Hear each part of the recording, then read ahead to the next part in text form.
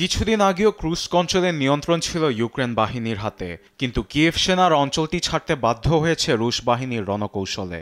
সোমবার ক্রুস্ক অঞ্চলের এক ফুটেজ প্রকাশ করে রাশিয়ার প্রতিরক্ষা মন্ত্রণালয়। তাদের দাবি, ভারী অস্ত্রশস্ত্র ফেলে চাপের মুখে জীবন বাঁচাতে ভেগেছে ইউক্রেন সেনারা। ফুটেজে দেখা যায় ইউক্রেনের সামরিক যান ধ্বংসের পাশাপাশি মাটিতে বিছানো মাইনগুলো নিষ্ক্রিয় করতে সক্ষম রুশ বাহিনী। তাদের ঘাঁটি শনাক্ত করে অ্যান্টি ট্যাঙ্ক জ্যাভেলিন ও ভারী অস্ত্রশস্ত্র জব্দ করেছে তারা। এই ড্রোন দিয়ে তারা সেনাদের গোলাবারুদ সরবরাহ করত। আবার এই গ্রেনেড লঞ্চার 2 কিলোগ্রাম টিএনটি বহনে সক্ষম। এটিতে ইউক্রেনীয় সেনারা ট্যাঙ্কে হামলা করত। এটা ইউক্রেনে বানানো হয়েছে, তবে সুইডেন ও চেক রিপাবলিকের অস্ত্রও আছে। একই সঙ্গে যুক্তরাষ্ট্রের বানানো জেভেলিনও আছে এখানে। এদিকে রণক্ষেত্রের প্রথম সারি থেকে পিছু হটার কথা বলেছে ইউক্রেনের সেনারা।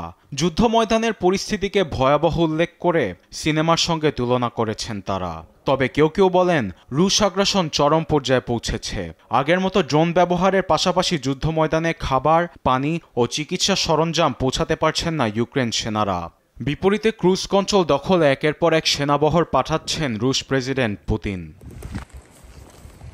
এ বিষয়ে যুদ্ধ বিশেষজ্ঞরা বলেছেন, অঞ্চলটি নিয়ন্ত্রণ নিতে কমপক্ষে 70,000 রুশ সেনা মাঠে নামান পুতিন। তাদের সঙ্গে আবার উত্তর কোরিয়ার সেনারাও যোগ দিয়েছে বলে দাবি করেছেন তারা। যুদ্ধবিরতির দর কষাকষিতে এগিয়ে থাকার জন্য পুতিন এমন কাজ করছেন বলে ধারণা অনেকের। আরবিদ আফসার, নিউজ ডেস্ক, দেশ টিভি।